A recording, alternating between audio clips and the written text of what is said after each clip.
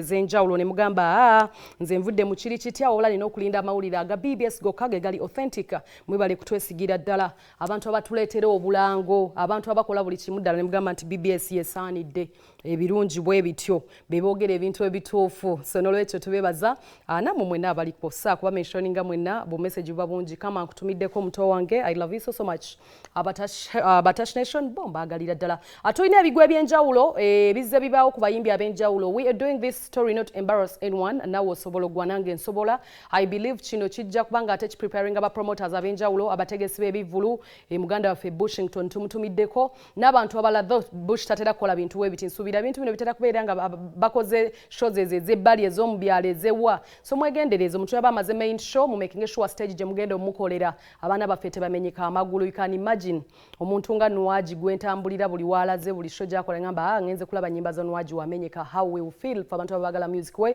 so to making sure imagine David Lutalo nga amenyese mwagala tukola kibaana mwe kabako ene wankubadde yo olusabuka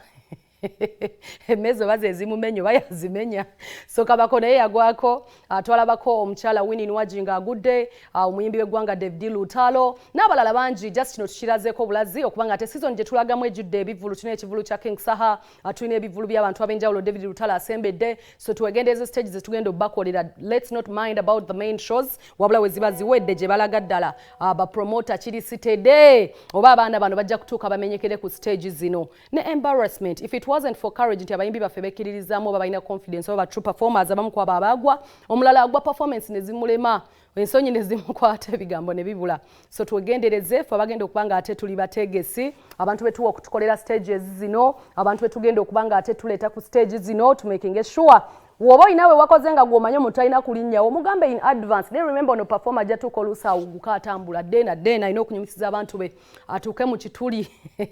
mwe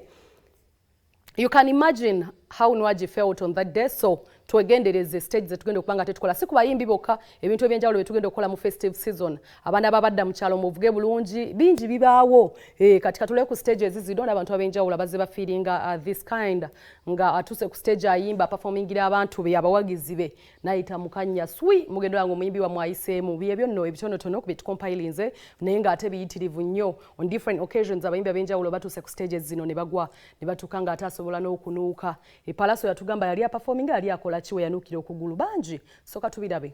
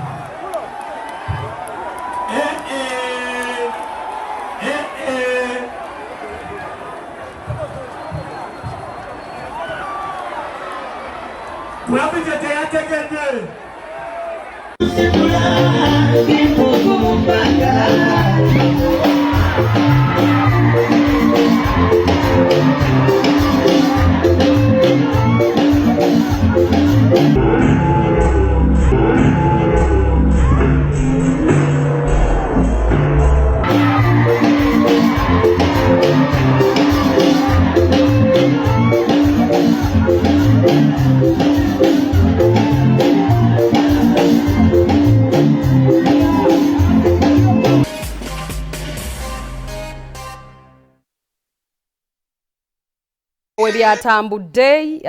ndowooza namwe mubirabye okumala omwaka omulamba wetu bibadde bibijjanga abaana bayita mu stage bagweno bagweri wabula ate tulinako birthdays ndowooza I use this last minute okubanga ate mbaka abantu benjagaliza amazaalibwa tulina mulamu waffe simanyi ba producer omutegedde omwami omubwati owa muganda Fedaline Sandra leero mazaalibwa ge mbadde nsaba producer omunteereyo kawo katono atusobole okupanga ate wetumwagaliza ndyoke ngende tulina mutabani wa muganda waffe Sunday Music webyata binagendayo nja kusooka ate nkole ku nsimbi z'abakama baffe tukomewo twagalize abamu ku bantu baffe ddala abaagalwa wa program kawunyemu amazaalibwa olunaku olwaleero akansoke nkole ku nsimbi z'abakama baffe